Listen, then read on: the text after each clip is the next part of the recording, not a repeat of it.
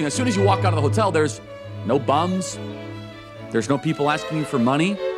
Charlie Garg இவர் அமெரிக்காவில் இருக்க ஒரு கன்சர்வேட்டிவான பேச்சாளர். கர்க் வந்து ஒரு டேர்னிங் பாயிண்ட் என்ற மூமெண்ட் ஒன்று ஆரம்பித்தார். இவர் எல்லா காலேஜ்லேயும் போயிட்டு அந்த டேர்னிங் பாயிண்ட் என்ற மூவ்மெண்ட் சம்மந்தமான எல்லா கருத்தும் அவர் பேசினார். இவரை இன்னைக்கு ஒரு மர்மமான ஒரு நபர் வந்து ஷூட் பண்ணிட்டாங்க.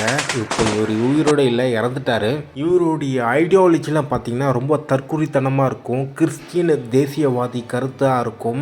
எல்ஜிபிடி சமுதாயத்துக்கு எதிர்த்தாக இருக்கும். அதுக்கப்புறம் அந்த அபார்ஷன் இருக்காங்கள அதுக்கு வந்து பார்த்திங்கன்னா எதிராக அவருடைய கருத்து இருக்கும். அதுக்கப்புறம் இன்னொரு ஒரு மோசமான கருத்து வந்து என்னென்னா அமெரிக்கன் கவர்மெண்ட், அதுக்கப்புறம் அமெரிக்காவில் இருக்க முக்கியமான இண்டஸ்ட்ரி, அதுக்கப்புறம் நிறைய விஷயங்கள், அதுக்கப்புறம் நிறைய ரோடு கான்ட்ராக்ட், இது எல்லாமே வெறும் கிறிஸ்துவ மதத்தை சேர்ந்தவங்க மட்டும்தான் இருக்கணும். முக்கியமாக ஒயிட் கம்யூனிட்டி சேர்ந்தவங்க மட்டும்தான் இதில் இருக்கணும்ட்டு இவருடைய கொள்கையாக இருக்கும். அதுக்கப்புறம் அமெரிக்கா வந்து பார்த்திங்கன்னா இமிக்ரேஷன் மூலமாக தான் அமெரிக்காவே வளர்ந்தது.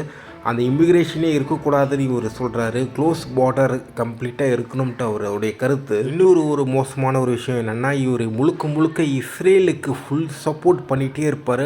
அண்டு அவர் இஸ்ரேலுக்கு சப்போர்ட் பண்ணுறதுனால இவருக்கு இந்தியர்கள் வந்து நிறைய பேர் சொம்பு தூக்கிட்டு இருப்பாங்க. பட் என்ன தான் இவருடைய கருத்து விஷயத்தில் வந்து பார்த்திங்கன்னா கொஞ்சம் கருத்து எனக்கு கொஞ்சம் சுத்தமாக எனக்கு பிடிக்கலனாலும், பட் இவர் இறந்தது வந்து பார்த்திங்கன்னா ரொம்ப ஒரு சோகமான ஒரு விஷயம்.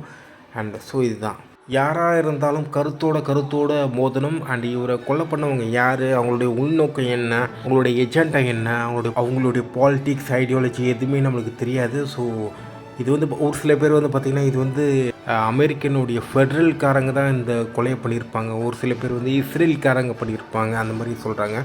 ஸோ பார்ப்போம் இன்வெஸ்டிகேஷன் எப்படி போகுதுன்னு.